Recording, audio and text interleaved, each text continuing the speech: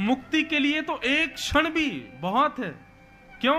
हमारे शास्त्रों में कहा जाता है जीवन भर भले ही पाप किया हो व्यक्ति ने, लेकिन यदि वो अंतिम श्वास लेते समय भगवान नाम गा ले, अंतिम श्वास निकल रही हो और उसी समय उसके मुख से निकल जाए जगन्नाथ और बस प्राण निकल गए, फिर उसके जीवन के सारे गिले शिकवे माफ हो जाते हैं, वो सीधे वैकुंठ ही जाता है।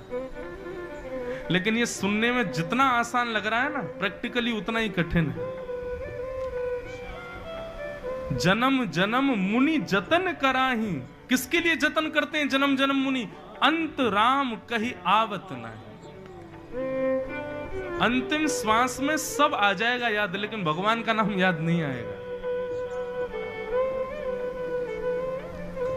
एक सेठ जी के प्राण निकल रहे थे, उनके 3 बेटे थे।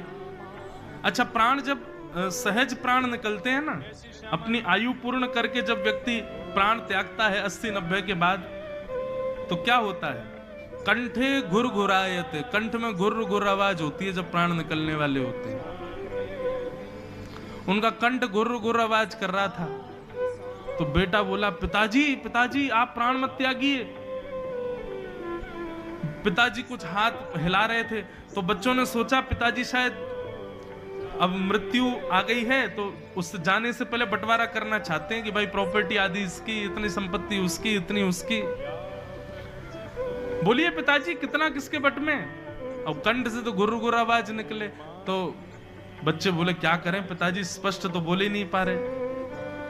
एक वैद्य के पास गए, वैद्य से जाकर के कहा कि हमारे पिताजी के प्राण निकलने वाले हैं, गुर्र गुर्र आवाज हो रही है। वैद्य जी बोले मेरे पास एक औषधि तो है, वो औषधि मैं दे दूंगा तो उनका गला साफ हो जाएगा। बेटे बोले आप चलो ना औषधि दे दो। बोले लेकिन महंगी है बहुत। बोले कितनी महंगी है? बोले इतने लाख रुपए की है। बोले हम दे देंगे ना, कम से कम 1-8 लाख रुपया खर्च होगा तो पिताजी 4-5 करोड़ की संपत्ति तो बता जाएंगे कहां किसकी कैसे। 1-8 लाख खर्च हो जाए तो क्या बड़ी बात है। दे दिए वैद्य को। वैद्य आए, वैद्य ने आकर के चटनी बनाई, बढ़िया एक रसायन बनाया, और जैसी सेठ जी के मुख में डाला, भीतर जाते ही गला साफ हो गया। सेठ जी बोले बड़ा वाला बेटा कहाँ है मेरा? पिताजी यहीं खड़ा हूं मैं, आप बताओ। बीच वाला कहाँ है? बोले मैं भी यहीं हूँ। छोटा कहाँ है? बोले मैं भी यहीं हूँ। तुम्हारी पत्नियां कहाँ हैं? बोले वो भी यहीं खड़ी हैं, आप तो बस बता के जाओ किसका कितना कैसे। बोले अरे मैं तो बस इतना कहना चाहता हूँ, वो भैंस का जो पड्डा है ना, वो झाड़ू खा रहा है। तुम एक झाड़ू नहीं संभाल पा रहे हो, संपत्ति क्या संभालोगे? और झाड़ू पड्डा झाड़ू पड्डा झाड़ू पड्डा बोलते बोलते प्राण निकल गए। और ये बात जितनी आसान, जितनी हंसी की, जितनी हास्यपद लग रही है ना, उतनी ही सत्य है। व्यक्ति का जब अंतिम क्षण आता है वो विवेक शून्य हो जाता है, और उस समय वो चाह करके भी जगन्नाथ जी को बोल नहीं पाएगा, नाम याद कर नहीं पाएगा। सोचो, लाखों रुपए का रसायन लेकर के भी थोड़े क्षण के लिए गला साफ हुआ, भगवान नाम गा लिया होता तो कृपा हो जाती, लेकिन नहीं, विषय ही याद आता है। बंधुओं, जब तक हम जीवित रहते हैं ना, तो विषय के अलावा जगन्नाथ जी की भी स्मृति होती है हमको।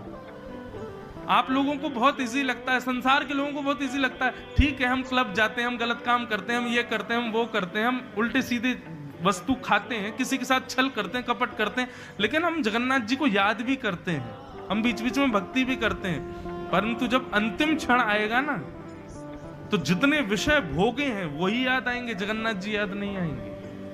ये अंतिम समय की ये नीति है, ये रीति है।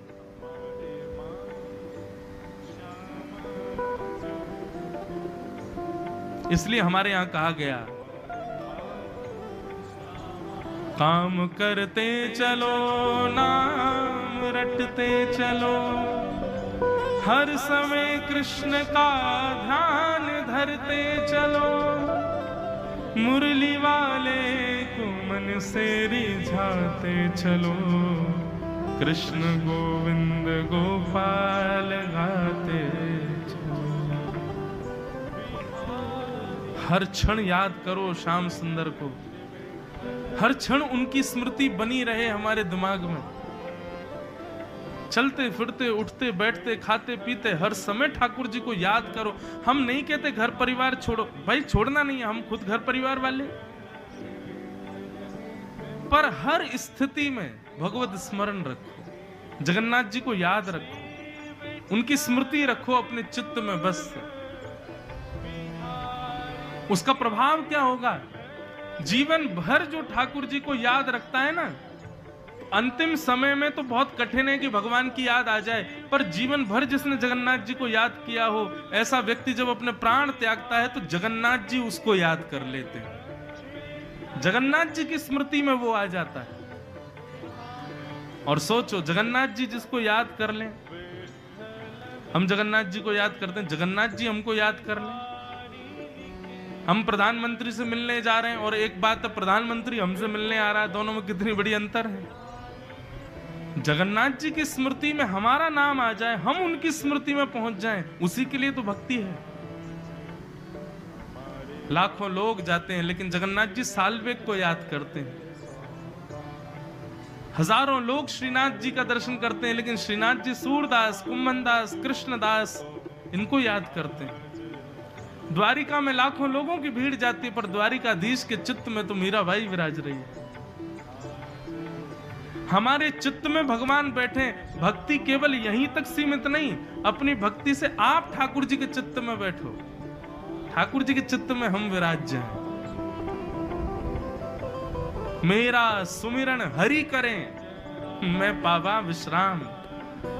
मैं हरि का सुमिरन करूं, ये तो प्रारंभिक स्थिति है, लेकिन करते करते करते स्थिति हो जाए मेरा सुमिरन हरि करे मैं पावा विश्राम।